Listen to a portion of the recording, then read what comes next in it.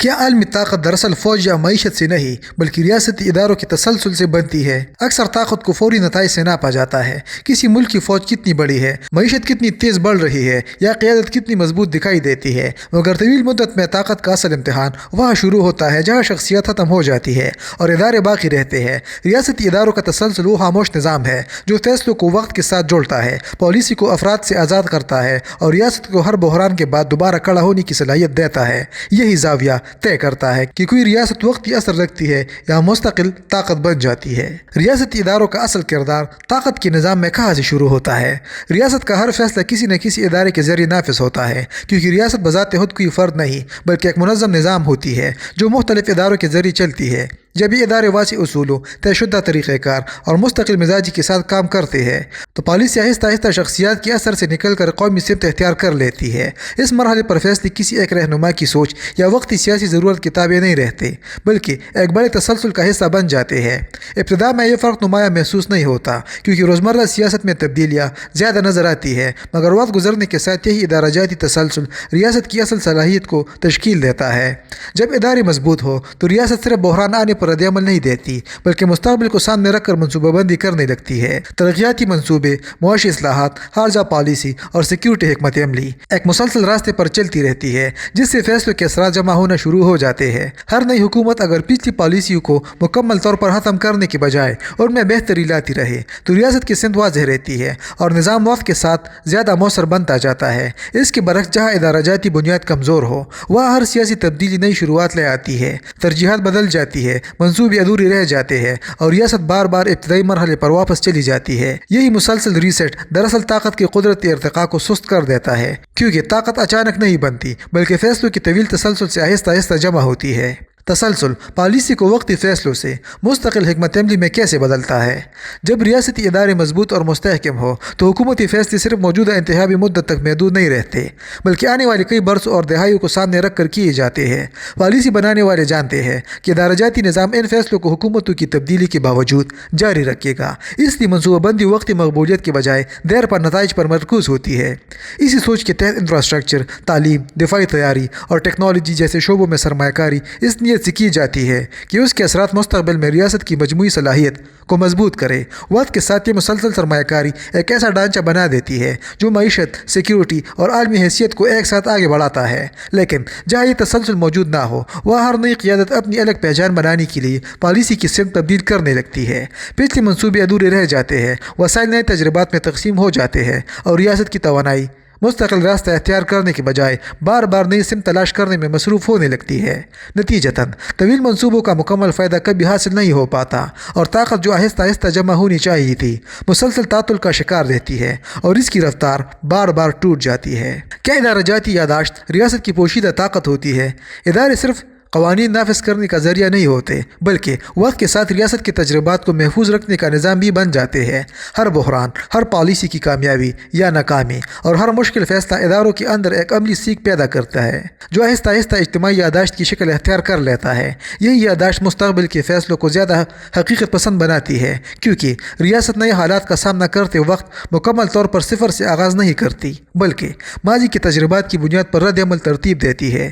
جب یہ تسلسل برقرار رہے تو ریاست بار بار ایک ہی غلطی دہرانے سے بچ جاتی ہے اور پیچیدہ عالمی حالات میں جلد اور نسبتاً درست فیصلے لینے کے قابل ہو جاتی ہے۔ اس کے برعکس جہاں ادارے کمزور ہو وہاں افراد بدلنے کے ساتھ تجربہ بھی ختم ہو جاتا ہے۔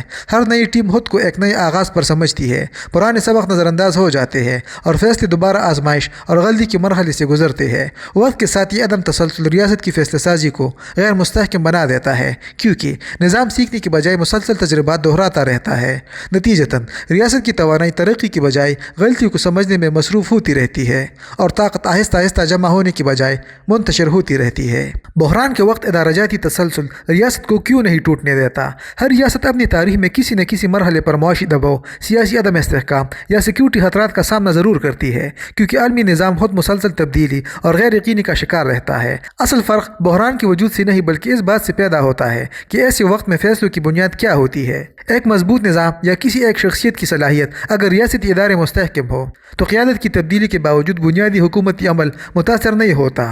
مالیاتی ادارے اپنی ذمہ داریاں جاری رکھتی ہے، پالیسی سازی کا عمل رکتا نہیں، سفارتی رابطے قائم رہتے ہیں اور اندرونی و بیرونی سطح پر اعتماد مکمل طور پر ختم نہیں ہوتا۔ اس تسلسل کی وجہ سے بحران شدید ہونے کے باوجود ریاست ٹوٹنے کی بجائے آہستہ آہستہ خود کو سنبھال لیتی ہے۔ اس کے برعکس جب پورا نظام افراد کے گرد گھوم رہا ہو تو ایک سیاسی جھٹکا پورے ڈھانچے کو غیر متوازن کر دیتا ہے، فیصلے تاخیر کا شکار ہو جاتے ہیں، سرمایہ کار غیر یقینی سے بچنے کے لیے پیچھے ہٹ جاتے ہیں اور ریاستی سمت دھندلی ہو جاتی ہے۔ نتیجتاً جو مسئلہ ابتدا میں عارضی نوعیت کا ہوتا ہے وہ اعتماد کے بحران میں بدل کر ریاست کے لیے وجودی خطرہ بن سکتا ہے، کیونکہ نظام کے بجائے شخصیت پر انحصار استحکام کو کمزور کر دیتا ہے۔ اب سمجھتے ہیں عالمی اعتماد کا تعلق اداروں کے تسلسل سے کیسے جڑتا ہے۔ بین الاقوامی نظام میں طاقت صرف اس بات سے نہیں بنتی کہ کسی ریاست کے پاس کتنے وسائل یا کتنی فوجی صلاحیت موجود ہے، بلکہ اس سے بھی بنتی ہے کہ دنیا اس ریاست پر کتنا اعتماد کرتی ہے۔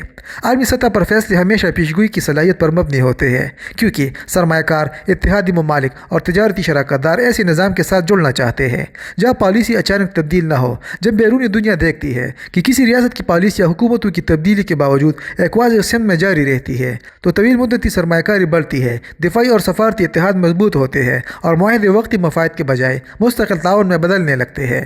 آہستہ آہستہ یہی تسلسل ریاست کو عالمی نظام میں ایک قابل اعتماد اور قابل پیشگوئی شراکت دار بنا دیتا ہے۔ اس کے برعکس جہاں ادارہ جاتی تسلسل کمزور ہو وہاں ہر سیاسی تبدیلی نئے غیر یقینی پیدا کرتی ہے۔ بیرونی شراکت داری سمجھنے سے قاصر رہتے ہیں کہ مستقبل کی پالیسی کیا ہوگی، اس لیے وہ طویل وابستگی سے گریز کرتے ہیں اور تعلقات محدود سطح پر رکھتے ہیں۔ نتیجتاً ریاست عالمی طاقت کی وسیع نیٹ ورک میں مکمل طور پر شامل نہیں ہو پاتی، کیونکہ عالمی اعتماد بغیر مستقل مزاج اداروں کے قائم نہیں رہ سکتا۔ کیا ادارہ جاتی کمزوری ترقی کو وقتی رفتار تک محدود کر دیتی ہے؟ بعض ریاستیں محسوس حالات میں مختصر مدت کے اندر نمایاں معاشی یا صنعتی ترقی حاصل کر لیتی ہے، جس سے بظاہر یہ تاثر پیدا ہوتا ہے کہ طاقت تیزی سے تشکیل پا رہی ہے، مگر اصل امتحان اس رفتار کے بعد شروع ہوتا ہے، کیونکہ ترقی صرف وسائل بڑھانے کا نام نہیں بلکہ نظام کی صلاحیت کو بھی اسی رفتار سے مضبوط بنانے کا تقاضا کرتی ہے۔ اگر ریاستی ادارے انتظامی، قانونی اور پالیسی سطح پر اس تیزی کو سنبھالنے کے قابل نہ ہو تو یہی ترقی آہستہ آہستہ غیر متوازن دباؤ میں تبدیل ہونے لگتی ہے۔ شہری ڈھانچے پر بوجھ بڑھ جاتا ہے، بنیادی خدمات متاثر ہونے لگتی ہے اور قانون سازی نئی معاشی حقیقت کے مطابق خود کو ڈال نہیں پاتی۔ جب ادارہ جاتی صلاحیت پیچھے رہ جائے تو اقتصادی کامیابی استحکام پیدا کرنے کے بجائے سیاسی اور سماجی تناؤ کو جنم دیتی ہے۔ مختلف طبقات کے درمیان فرق بڑھتا ہے، توقعات تیزی سے اوپر جاتی ہے مگر نظام انہیں پورا کرنے میں سست رہتا ہے، جس سے عدم اطمینان پیدا ہوتا ہے۔ وقت کے ساتھ یہ تضاد ترقی کو مستقل طاقت میں بدلنے کی عمل کو روک دیتا ہے، کیونکہ ریاست ترقی کی رفتار کو جذب کرنے کے بجائے اس کے دباؤ سے متاثر ہونے لگتی ہے اور یوں تیز آغاز کے باوجود طویل استحکام حاصل نہیں ہو پاتا۔ ریاستی تسلسل نئی قیادت کو محدود نہیں بلکہ محفوظ کیوں کرتا ہے؟ بظاہر ایسا محسوس ہوتا ہے کہ مضبوط ریاستی ادارے قیادت کی آزادی کو محدود کر دیتے ہیں، کیونکہ فیصلے فوری طور پر نافذ ہونے کے بجائے مختلف مراحل اور ضابطوں سے گزرتے ہیں، مگر حقیقت میں یہی حدود ریاست کی غیر متوقع اور جلد بازی میں کیے گئے فیصلوں کے خطرے سے محفوظ رکھتی ہے۔ جب پالیسی سازی ایک طے شدہ عمل کے تحت ہوتی ہے تو فیصلے کسی ایک لمحے کے دباؤ، جذبات یا سیاسی ضرورت کے تابع نہیں رہتے بلکہ مختلف سطحوں پر جانچے اور پرکھے جاتے ہیں۔ اس عمل کے ذریعے ریاست اپنی سمت کو اچانک موڑنے کے بجائے بتدریج آگے بڑھتی ہے، جس سے استحکام برقرار رہتا ہے۔ ایسے نظام میں نئی قیادت کو پورا ڈھانچہ از سر نو بنانے کی ضرورت نہیں پڑتی بلکہ وہ پہلے سے موجود بنیاد کو بہتر بنانے پر توجہ دے سکتی ہے۔ اس سے توانائی اصلاح پر صرف ہوتی ہے، نہ کہ بنیادی نظام دوبارہ کھڑا کرنے پر۔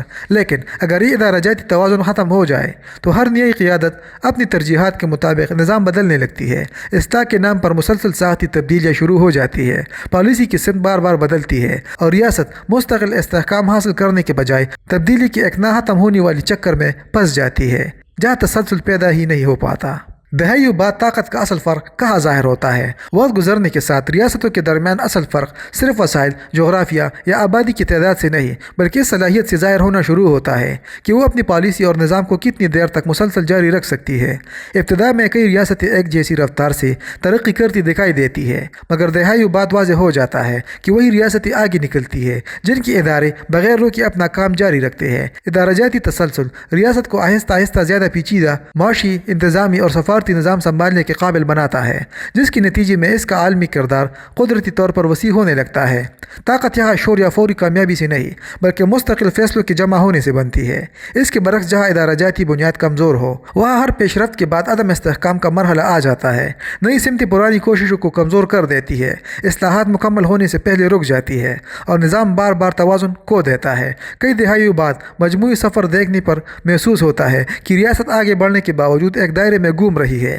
وقتی کامیابیاں موجود ہوتی ہے مگر وہ مستقل طاقت میں تبدیل نہیں ہو پاتی، کیونکہ تسلسل کے بغیر ترقی جمع ہونے کی بجائے بکھرتی رہتی ہے۔ اور آخر میں طویل مدت میں عالمی طاقت کسی ایک عظیم فیصلے یا مضبوط رہنما سے نہیں بنتی، بلکہ اس صلاحیت سے بنتی ہے کہ ریاست فیصلوں کو وقت کے پار جاری رکھ سکے۔ ریاستی اداروں کا تسلسل دراصل طاقت کی رفتار کو محفوظ رکھتا ہے۔ جہاں یہ تسلسل موجود ہو وہاں تبدیلی بھی استحکام کے اندر رہتی ہے، اور جہاں یہ ٹوٹ جائے وہاں کامیابیاں بھی مستقل بنیاد نہیں بنا پاتی۔ اسی خاموش فرق کے ذریعے تاریخ میں کچھ ریاستیں طاقت بن جاتی ہے، جبکہ کچھ ہمیشہ طاقت بننے کے مرحلے میں ہی رہ جاتی ہے۔